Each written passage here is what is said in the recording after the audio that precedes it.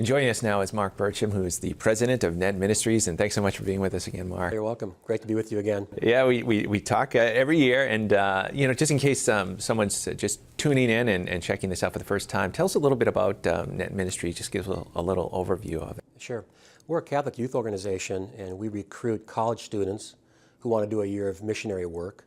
They come to St. Paul, go through 5 weeks of training, and then we send them out on evangelistic retreat teams that go around the country conducting retreats for high school and junior high school Catholic students. And is there tracks, or I know you go to mission parishes and have groups that stay in the parishes, and then there's another track that for other participants as well. Right. Yeah, we have. So some of our teams will just travel the whole year. They'll just go from diocese to diocese. We'll be in about 100 dioceses during the course of the year. And doing retreats for up to 75,000 young people, Catholic young people. Then we have some teams that will spend the entire year in just one parish or high school with a goal of really doing some aggressive relational outreach and evangelization and really trying to change the culture of the youth program to be one that's more evangelistic, more focused on conversion, more focused on making disciples. Okay.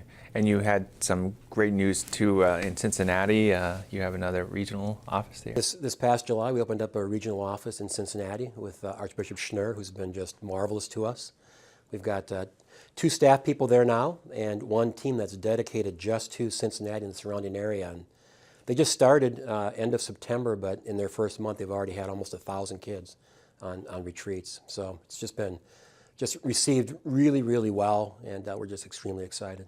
That's great. We were talking a little bit beforehand, and you were mentioning all the people that have gone through this, and kids of participants that are now in the program too. Talk about, if you could, that aspect and dimension of it, where it's sort of passed on from generation to generation now. It's been really exciting. It's a great compliment, I think, to us that people who served with us 20, 25 years ago are now sending their kids to serve with us. This year we've got 9 second-generation team members whose parents have served through the years, and it started about 6, 7 years ago, and every year since then we've had kids from whose parents have been with us, and it's quite exciting. And their parents come back and they want to reconnect. They trade stories with their kids. Oh, here's where I went. Where are you going? I remember Mr. Berchem, did he tell this story or that story? Is he still bald? I mean, it's quite fun, quite entertaining. And you were talking about the parish mission too, with some of the participants going in there, and you had a wonderful thing where 7 kids from one parish ended up joining up. The very first parish that we had a team in full-time, Divine Mercy in Faribault, Minnesota, this year has 7 kids just from one parish that are serving in mission with us. So their whole culture has changed, where their young people now are looking for opportunities, not just to live their faith, but to pass it on to other young people. And with a focus now in the church too, we had the Family Synod, we got the World Meeting of Families coming up next year. How has that helped? It boosted NET Ministries as well? People get more focused on family, have you found in your travels? Well, I think one of the things that we see that's really interesting is we have 150 missionaries serving this year.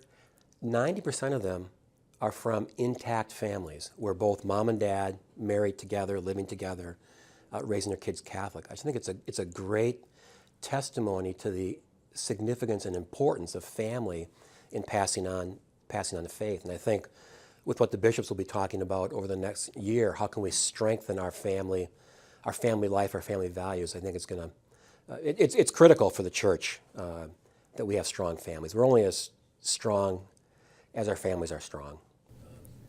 Talk about the kids that you're seeing too, and you have the unique perspective of being at the beginning and sort of seeing as the years go by. Are you seeing any changes in young people, or pretty similar to when you first started?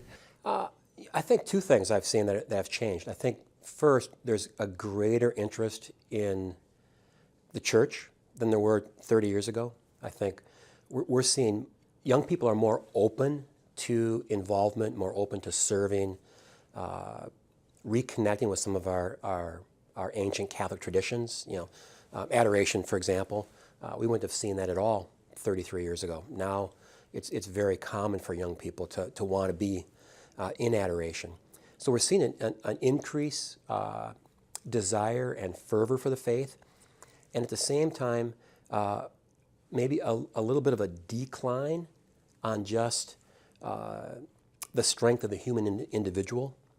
I think as we continue to see our culture kind of nibble away at faith, we're seeing young people are less confident in who they are, maybe a little bit less willing to make and keep a commitment, not assure of themselves. And so I find myself doing a little bit more parenting than maybe I did 30 years ago. Now that might be a function of my age partly, but we're seeing that some of the things that you would have hoped would have been instilled at a younger age aren't there.